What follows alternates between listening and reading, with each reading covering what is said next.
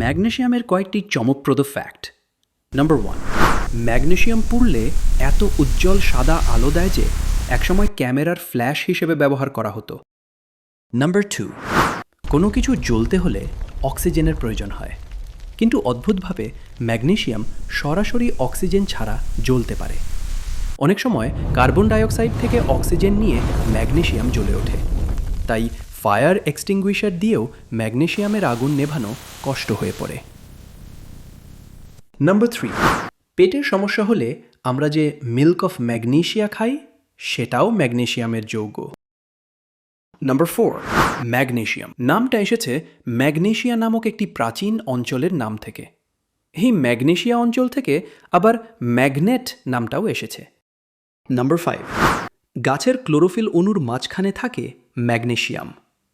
এই ক্লোরোফিলের জন্য গাছের রং সবুজ হয়, তাই ম্যাগনেসিয়াম না থাকলে গাছ সবুজই হতো না।